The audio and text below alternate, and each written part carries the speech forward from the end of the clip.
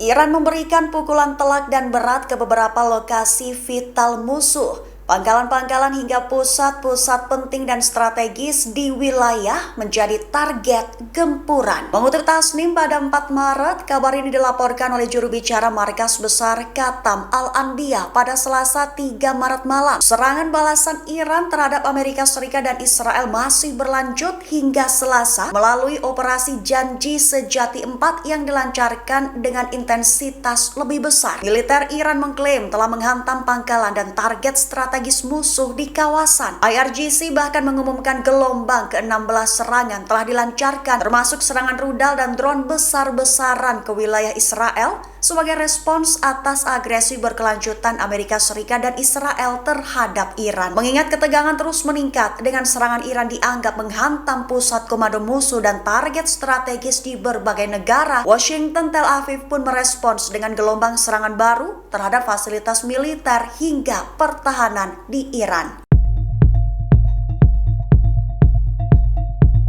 Iran mengklaim akan terus menargetkan nyawa Perdana Menteri Israel Benyamin Netanyahu. Penasehat senior pemimpin tertinggi Iran Maijen Yahya Rahim Safavi mengaku tahu lokasi pertemuan Netanyahu secara presisi. Mengutip Tribun News pada 4 Maret, peringatan ini dilontarkan Safavi dalam sebuah wawancara televisi pada Selasa 3 Maret 2026.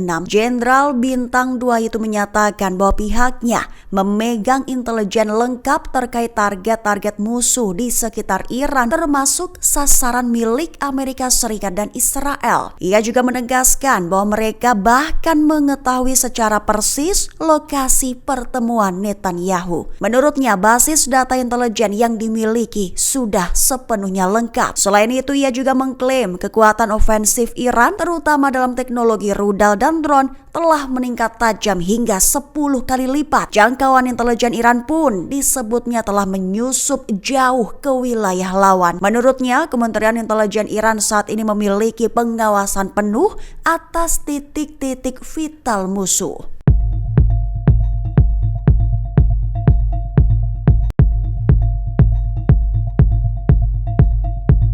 Unit roket hingga ribuan pasukan mulai dikerahkan ke zona perbatasan. Diketahui itu merupakan upaya Suriah untuk memperkuat pertahanan perbatasannya dengan Lebanon. Mengutip Al Arabiya pada 4 Maret, hal ini dilaporkan oleh beberapa sumber pada Selasa 3 Maret 2026, termasuk 5 perwira militer Suriah, seorang pejabat keamanan Suriah, dan 2 pejabat keamanan Lebanon yang berbicara dengan syarat anonim. Adapun pengerahan itu dilakukan seiring meluasnya konflik kawasan, termasuk ketegangan antara Israel dan Hizbullah di Lebanon. Para perwira Suriah menyebut penguatan militer di perbatasan dengan Lebanon telah dimulai sejak Februari dan dipercepat dalam beberapa hari terakhir. Langkah itu bertujuan mencegah penyelundupan senjata dan narkoba serta menghalangi infiltrasi Hizbullah atau militan lain ke wilayah Suriah. Bala bantuan mencakup infanteri, kendaraan lapis baja, dan peluncur roket yang ditempatkan di perbatasan Homs dan Tartus. Meski memicu kekhawatiran soal potensi invasi, pejabat Suriah menegaskan tidak ada rencana aksi militer terhadap negara tetangga, serta menyatakan hanya bersiap menghadapi ancaman keamanan sembari menginginkan hubungan yang lebih seimbang dengan Lebanon. Adapun seorang pejabat keamanan senior Lebanon mengatakan Suriah telah memberitahu Beirut bahwa penempatan peluncur roket di perbatasan timur Lebanon bersifat defensif. Tujuannya untuk mengantisipasi kemungkinan serangan Hizbullah terhadap Suriah.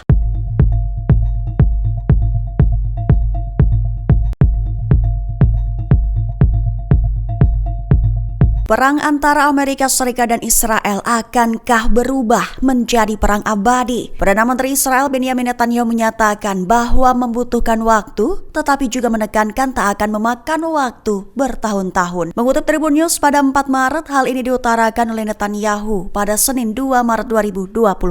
Lebih tepatnya, Netanyahu mengatakan bahwa konfrontasi militer melawan Iran bisa berjalan cepat dan menentukan. Meskipun mungkin membutuhkan waktu, tetapi tidak akan berlangsung bertahun-tahun. Netanyahu menegaskan bahwa perang ini bukan merupakan perang tanpa akhir. Ia juga menyatakan bahwa Amerika Serikat dan Israel sedang menciptakan kondisi agar rakyat Iran bisa mengubah pemerintahan mereka sendiri. Adapun pernyataan Netanyahu ini muncul di tengah memanasnya situasi Timur Tengah setelah serangan udara besar-besaran Amerika Serikat Israel ke Teheran pada Sabtu lalu, di mana serangan yang dilaporkan telah memartirkan pemimpin tertinggi Iran, Ali Khamenei.